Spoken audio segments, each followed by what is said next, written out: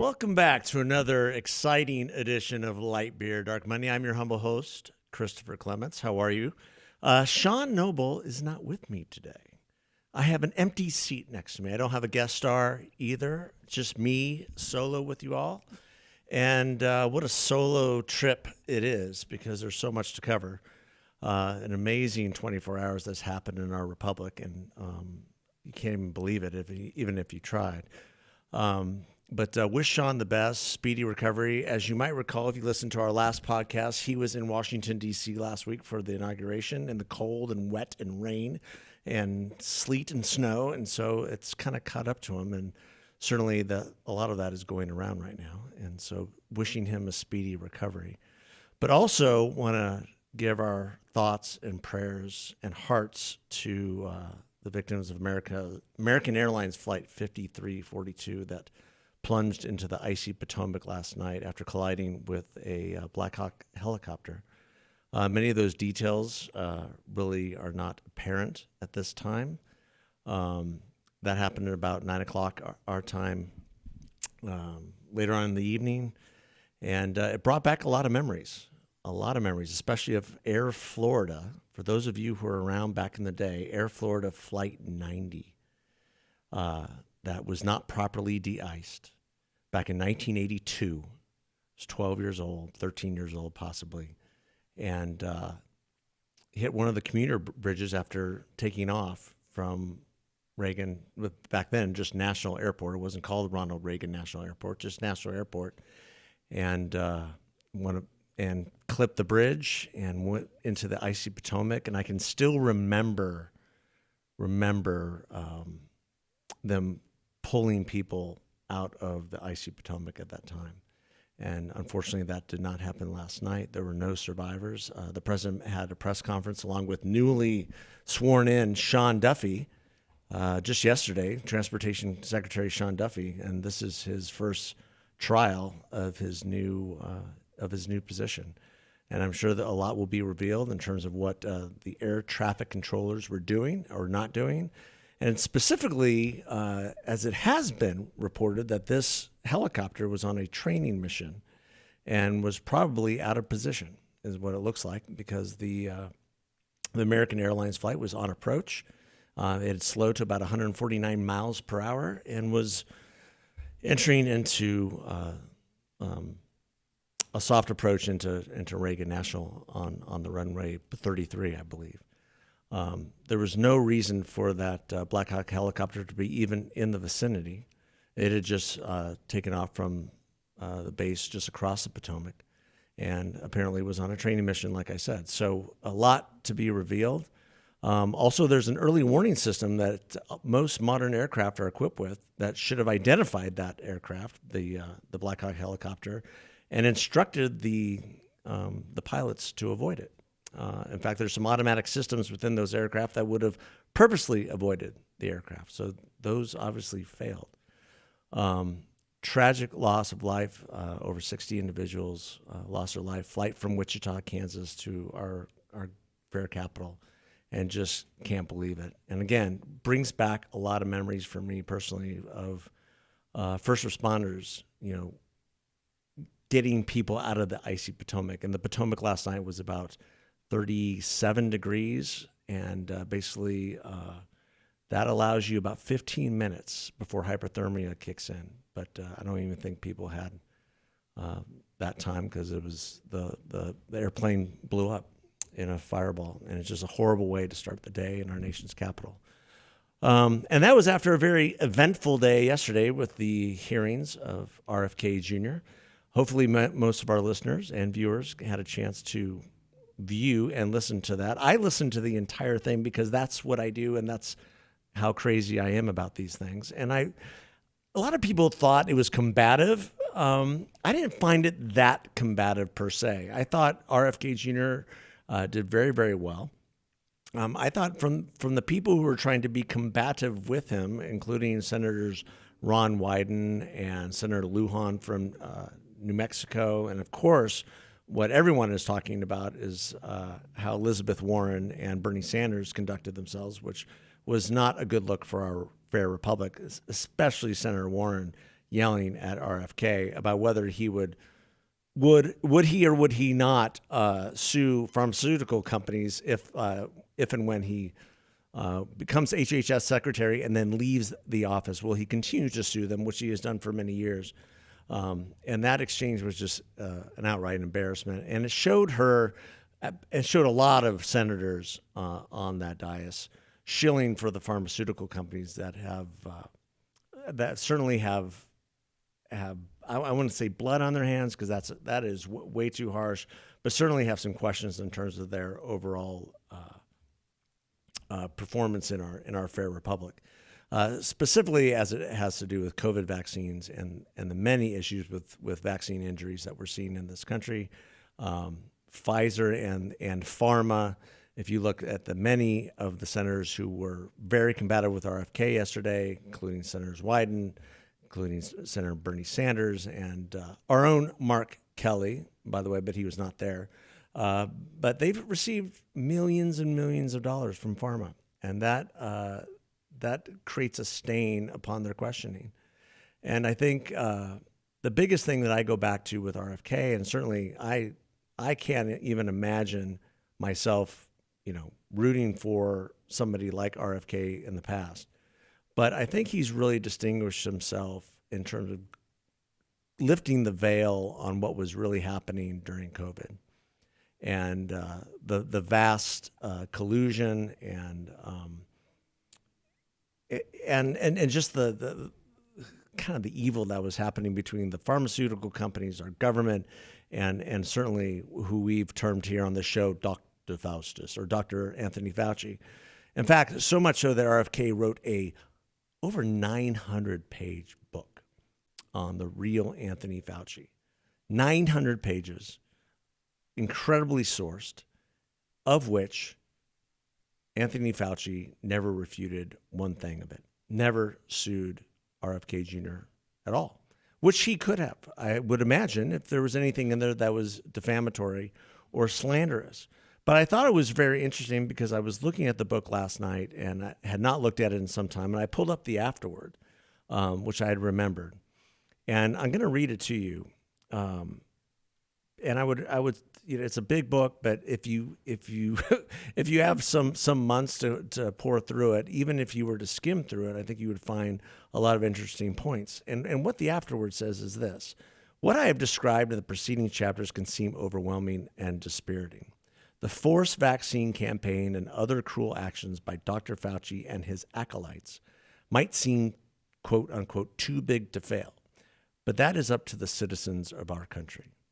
We can bow down and comply, take the jabs, wear the face coverings, show our digital passports on demand, submit to the tests, and salute our minders in the biosurveillance state. Or we can say no. We have a choice, and it's not too late. COVID-19 is not the problem. It is a problem, one largely solvable with early treatments that are safe, effective, and inexpensive. The problem is epidemic corruption in the medical industrial complex, currently supported at every turn by mass media companies. This cartel's coup d'etat has already siphoned billions from taxpayers, already vacuumed up trillions from the global middle class, and created the excuse for massive propaganda, censorship, and control worldwide. Along with its captured regulators, this cartel has ushered in the global war on freedom and democracy. Now, you can look at that as, hyperbolic and outrageous, or you can take it for what it is, and that is what we know about COVID now and what he was pounding, the sirens about back then. Everything you know about COVID was wrong or was correct, depending on your point of view. Number one, COVID started in a lab in Wuhan. Anyone who asserted that 3 years ago was canceled on social media, period. You weren't allowed to say that. Masks don't work. Dr. Fauci said that early on and then rescinded that as the COVID pandemic progressed. But the truth remains, masks don't work. I am seeing an awful lot of people running around town, even here in Phoenix, with temperatures hovering in the 60s and 70s. And next week, we're going to see the 80s with masks on, jogging, walking. They don't work. The vaccines were rushed to market and were proven to be unreliable. The assertions made by our government were lies. If you take the vaccine, you can't get COVID. That was a lie. If you take the vaccine, you can't transmit COVID. That was a lie. So what was the truth? The truth overall was that the best fight against COVID was your own physiology. And one argument that I saw RFK make yesterday that I was cheering for was that our country is so unhealthy that COVID was the perfect storm. We have so much chronic disease in our country and have for years, to where you go, 20 years ago, 30 years ago, if you had high cholesterol in the 250s or 300s, that was okay, because cholesterol is a very integral ingredient in brain health and tissue health. Now, if you have cholesterol over 200, they give you a statin, which has a massive effect on your health. And once you're done, once those other health concerns pop up, they give you another pill and another pill and then another pill. And finally, you have to have surgery on your joints because they've rotted out because of all the different pills you're taking, and you become sedentary. So him questioning the this industrial complex, this medical industrial complex that has been crawling away at our freedoms for the last 30 to 40 years, I think is a great thing. His questioning the food pyramid is a great thing, because the food pyramid is a lie. His questioning the dyes that we put in our food when other countries don't put those type of dyes in our food is a good thing. Now, is he ultimately going to solve all these issues in 4 years? No. It's going to take several decades to solve these issues. But the fact that he's willing to question the vaccine schedule, maybe even revise it. I don't know about anybody else out there, but when my wife and I had our kids, we did not pump them full of vaccine cocktails that first day right out of the womb. We didn't, because we saw the damage in that to small brains. And I'm still don't understand people who do that. It's dangerous, and we need a better approach. I'm not saying vaccines cause all these other issues like autism, but there's a lot of fear that it does. And until we have some reassurances is what is causing many of these health issues, the massive growth of childhood diabetes because of the sugary cereals and the processed foods that our kids are eating, the diets that they're having, the ingredients that the food manufacturers are using with seed oils. Back in the day, I saw a picture the other day, and I posted it on my social media about Gatorade. Gatorade used to just be water, salt, potassium, and lemon juice. It was in a glass container. And now it's in almost a non-biodegradable plastic container, and it's filled with all these other additives and preservatives and crap. We're not buying Gatorade anymore in our house. So it's these type of issues that hopefully RFK Jr. will be able to shed light on. And watching yesterday, and then even listening to a little bit of his hearing today in the health committee. Yesterday was finance. Today he's with health.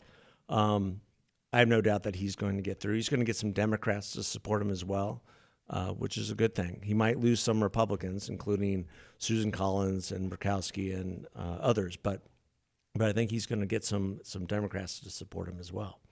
The other big hearings that are happening today, of course, are Kash Patel for FBI, which I got to watch the opening statements and his opening statement, and then some back and forth between he and Senator Grassley, and then he and Senator Durbin.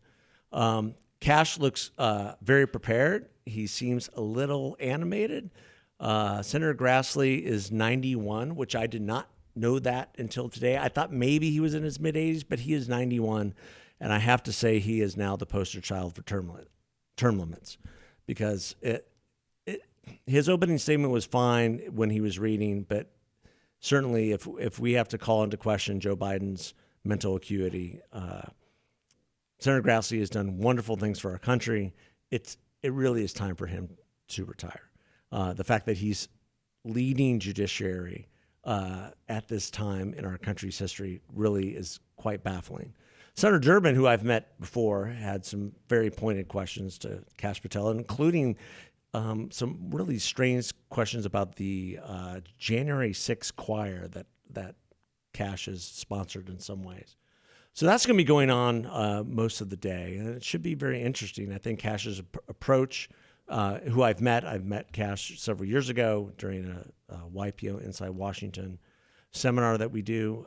He's very animated, very bright, has a lot of support. I don't think he's going to have much of a problem.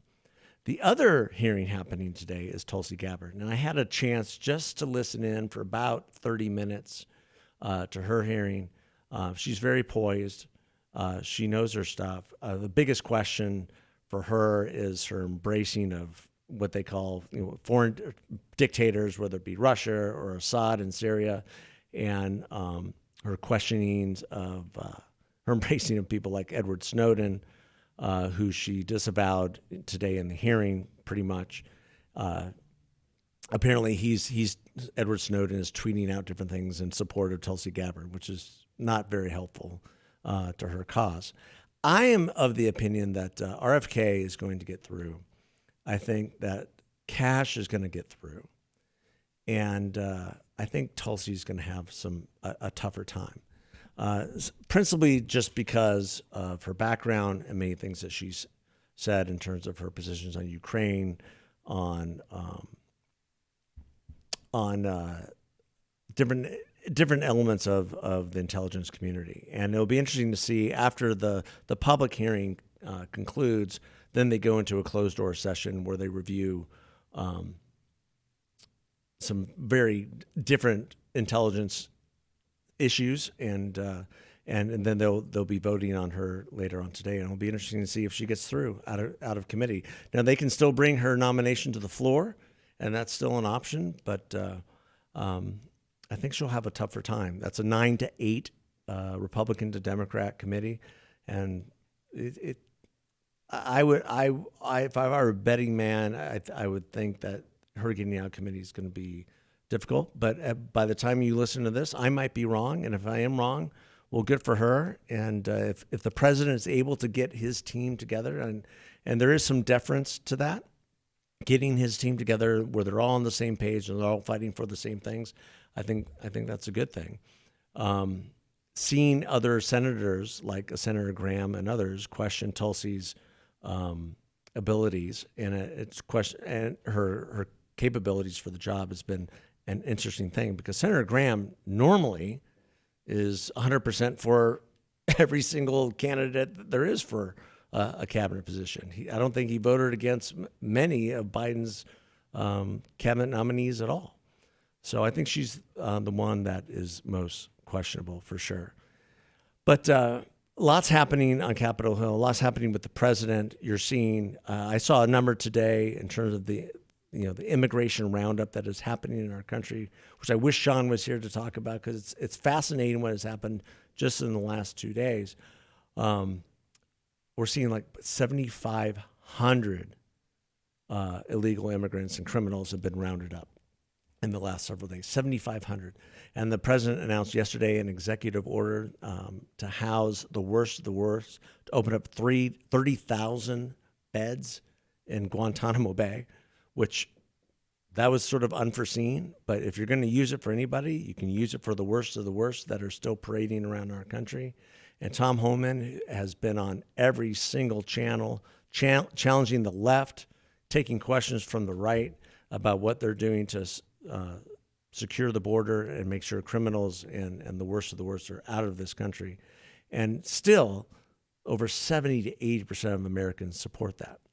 But at the same time, you have a lot of shrill going on from the left. Phoenix Union High School today passed a resolution that would not allow ICE agents into the school. My answer to that is, if there's a criminal element in any of the Phoenix Union schools, specifically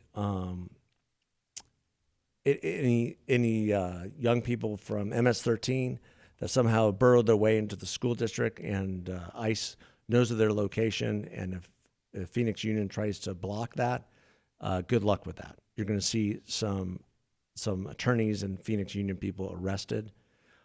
There's some people within the Senate community, U.S. Senate community, calling for public officials that if they obstruct the deportation of the worst, then to have them arrested as well.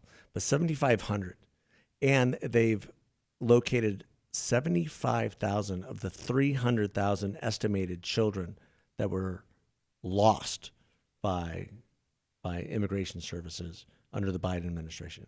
That's incredible, and it begs the question, what were they doing? And was it intentional? And I think the answer to that is they weren't doing much, and they're trying to just stack the decks and prove a point that open borders was the way to go. And thankfully, the country has rejected that, and this president is moving full steam ahead in every which way he can to shut down our border, which has gone from 2,000 to 5,000 encounters a day now to in the hundreds just in the past week. And that is what the country voted for, which is tremendous. And that, it kind of, the Democrats now are trying to poke holes at whatever they can. They're directionless, they're leaderless. This week, there was a spending freeze for federal grants, so the administration can get a hold on where these grants are going. I've seen some different memes out there about what some of these grants were, and it's the same old adage about what happens with government when you're allowed a blank checkbook, and you get a lot of different groups out there with their hands in the till, siphoning off millions and millions of dollars from the federal government for nothing, for underwater basket weaving programs and things of that nature. So that is what the administration wants to get a hold of. We did see in the first press conference of this administration the other day that $50 million for condoms, Robin, heading to Gaza. That is the type of thing that we do need a freeze on. And unfortunately, a federal judge lifted that freeze. But you can rest and be sure that DOGE, where a lot of this is coming from, and the Office of Management and Budget is going to make sure that these wasteful programs, wasteful departments are going to be fleshed out. The biggest thing that has happened within the federal government, though, in the last couple of days, which is tremendous, is this buyout program proposed by the president, in which Democrats are saying, no, don't take it, don't take it. 8 months of pay plus benefits if you don't want to come back to work. That's pretty generous. That's more generous than anything happening in the private sector right now. In fact, most private sector companies wish they could do that. Usually it's about a 3-month, and then you've got to go buy your own health insurance. This is 8 months if you don't want to come back to work, which is unbelievable. So I think it's one of the best things that the government can do to flesh out the people who don't want to be there, and at the same time identify positions that they no longer need. And I think they're going to find that fast and furious over the next several months. And this is something that has to happen. I was listening to something yesterday about, has there ever really been a cut in government spending? There's been decreases in the percentage of increase. Has ever really, really been a cut in government spending where waste, fraud, and abuse is identified and eliminated? And there hasn't been. And in order for our country to get a handle on its $36 trillion of debt, we absolutely have to get a handle on the bottom feeders within the government, on these wasteful programs that offer absolutely no benefit to anyone but the grifters who propose them. So that is something that's really encouraging. And we have a lot of government employees, or just that. They are grifters. They don't go to work. They operate on their laptops in their underwear at home, and they don't want to come to work anytime soon. And those people need to be identified, and their positions need to be eliminated. And I can guarantee you those same people have other jobs elsewhere. And if that's the case, that's actually against the law to have a federal job and be working elsewhere. So they need to be identified, and their positions need to be eliminated. The goal of eliminating 1 trillion, 2 trillion, from the rolls, I think that's incredibly ambitious. I don't know if that can actually be achieved, but you have to start somewhere. And starting with a freeze of federal grants, which nobody was harmed with, the money that is already in the pipeline is already in the pipeline. To be able to look at government spending and see what the Biden administration has already committed to, most of all was committed to cronies, is appropriate. It's absolutely appropriate, and more of it needs to happen. So it's a great time, other than the many challenges that we have before us, to look at these programs, to look at government spending, to make sure that we're being proactive. The Republicans are getting off their retreat down in Florida, and we're going to be seeing a budget bill here in the next couple days, next couple weeks. Will it be the big omnibus, massive, one big beautiful bill, or will there be 2 bills? I'm a contrarian on this. I don't really have a strong opinion one way or the other. I want what we can get done. There's one argument that you pass a bill for security, for the military, for border security up front. You get Democrats and Republicans on record on those policies up front, so you can use them as a political leverage later on.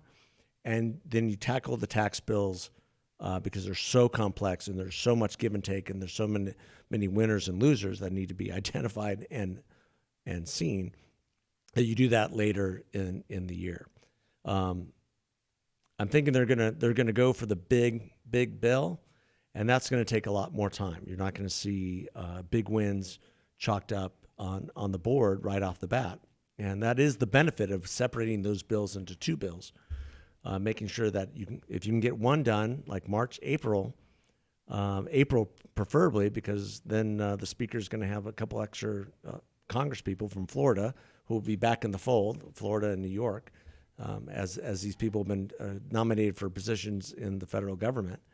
And so you're going to have a better, clear majority to get some of this across, and then you can declare victory. We got a military spending bill in place. We got a border security bill in place. We're building the wall. We're doing these things. And certainly as Trump is moving fast and furious with executive orders on everything from transgenderism to the border, speed is of the essence. And I think if you have the big bill, big beautiful bill, which is what it's been called, you're going to slow things down considerably. And there's going to be less momentum going forward to pass something like that. But what absolutely, positively has to pass is tax reform and the extension of the Trump tax cuts. That goes from everything to corporate taxes to death taxes, which I've been intimately involved with for several years. Trump is proposing a 15% corporate tax, a 15% capital gains tax. I'm saying, why don't you eliminate the capital gains tax? There's no reason we should have a capital gains tax. And you would see so much growth in our economy. Why are we taxing capital at all? Why do we tax death at all? You work your entire life. I'm going to get on my soapbox on this one. You work your entire life. You pay your taxes. You build a business. You collect or create assets for yourself and for your community and your family, and then the government comes in and takes what you have at the end. That's un-American, and it's wrong. And the death tax was created when we have massive concentrations of wealth in our country, and that's no longer the case. So I think the death tax should be eliminated. I think the capital gains tax should be eliminated completely. The effect of that would be astronomical and unbelievable. But there's gives and takes for that, and so the Democrats and Republicans have to figure that out. I think if there's not any type of agreement by September 30th, it's going to be a long, hard slog to the end of the year. If they can attack the tax issues, and we're going to have David Schweiker from Ways and Means, our fair congressman from here in Phoenix and Scottsdale, Paradise Valley. He's going to be here soon to talk to us about these issues and and educate us as to what the pitfalls are and what the obstacles are in getting these bills through Congress. Because if you don't get these through, then you're going to see the largest tax increase in American history. And nobody wants that. Businesses don't want that, whether they're big business or small business. Donald Trump has done a tremendous job of repatriating so much capital from overseas and making America the best place to invest. You know, if he's able to do very targeted tariffs against our adversaries who want to do us harm, and both economically and militarily, at the same time get through one of the largest tax decreases in American history that focuses on capital and business investment, that would be a great thing for our country. And we here at Light Beer, Dark Money will fight for those things as we move forward, and have several guests coming on throughout the year who will make the argument that that is the best way forward. You can certainly know that a guy like Russ Vought, who's up for OMB director, who had a fairly contentious hearing last week, not too bad, but he's going to be at the forefront of tackling these tax issues and moving that ball forward, at the forefront of DOGE, at the forefront of the regulatory environment that the Biden administration has completely bastardized in our country. If there's anything that businesses are more and more excited about than the tax policies coming down of this administration, it's the regulatory rollback that's going to be coming from OMB and from DOGE. Nothing has done more harm to our economy over the last several years than the 100,000 regulations added to the Federal Register over the last several years. Unbelievable. More than any. Not only did Joe Biden give more pardons than any other president in history, he added more regulations to the Federal Register than any president in history. And I used to think that Jimmy Carter, God rest his soul, was the worst president of my lifetime. I was wrong. It was Joe Biden. From a tax policy, from a social policy, regulatory policy, every policy that you can think of, including an abominable foreign policy, Joe Biden was by far the worst. Has Donald Trump been the best? No, I still would say that Ronald Reagan is the greatest president of the 20th century. And unfortunately, he didn't live to see the 21st, but I would still say that Ronald Reagan was the greatest president of my lifetime. He set the stage for what is happening today. Donald Trump would not be able to make the arguments that he's making, not be able to do what he is doing without what Ronald Reagan did in the 1980s of setting the framework for both good governance and conservative philosophy. And Donald Trump is the beneficiary of that philosophy. The last thing I just wanted to talk about really quick, and we didn't have a chance to talk about it the other day when Sean and I were together, that it is the 80th anniversary of the Holocaust.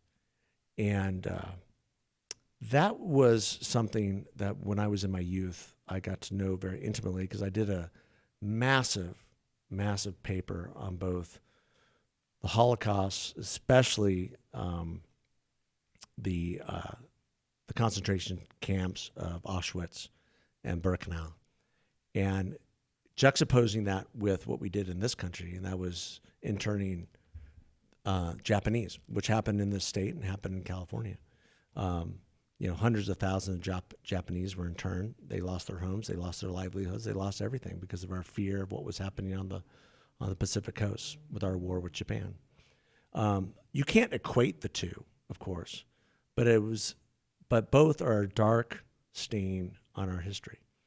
And it was interesting seeing all the remembrances and seeing what was happening in Germany.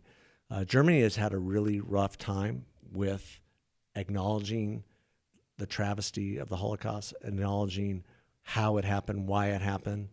I was listening to Albert Mueller this morning, who's a Baptist preacher, and he was talking about how the youth of Germany are now asking the big questions. I guess for generations, those questions were not allowed to be asked. But now the youth are starting to ask those questions. How could this happen? How do we make sure it never happens again? And most of you and most of my listeners who know me, I'm a massive fan of the band RUSH. Have been my entire life. And their lead singer and lead bassist, the greatest bassist that ever lived, and he's still living, thank God, is a guy by the name of Geddy Lee. Very high-pitched voice, incredible playing power. And back when I had written this paper, which I wrote in junior high, and I can't remember the name of the paper, but like I said, it juxtaposed what happened in Germany with what happened in this country, and tried to make the argument that both were stains on both countries, not to the extent of the Holocaust per se, but still stains nonetheless.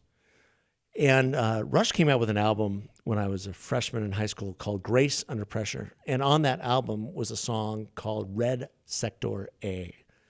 And Red Sector A was a song about the liberation of the concentration camps, which when you're 14 years old and you've got all these different artists out there singing about sex, drugs, rock and roll, heavy metal, which was on 98 KU PD with Rockin' Robin and Dave Pratt.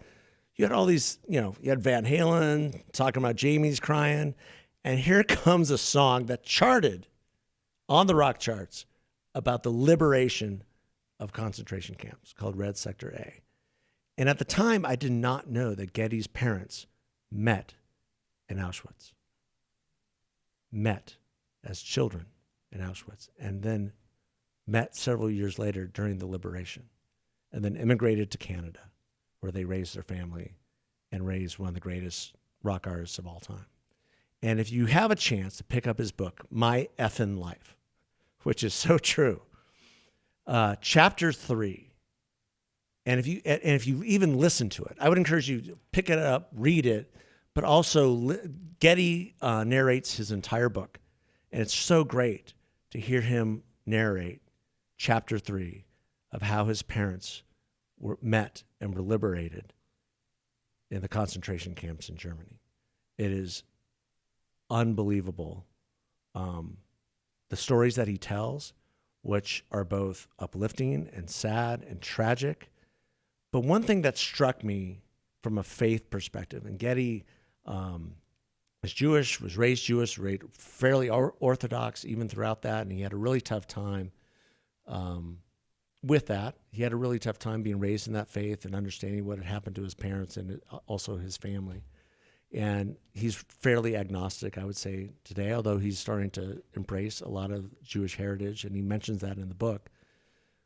But what really struck me is that we don't know the means of God. We don't know because we don't know why things happen. And a lot of people will ask, well, how could a loving God, allow the Holocaust to happen? And we'll never know that until we see him face to face.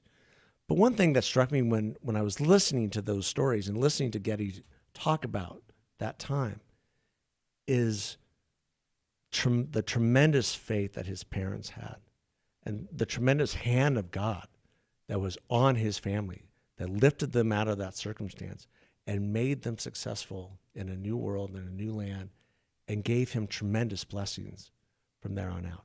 Tremendous blessings.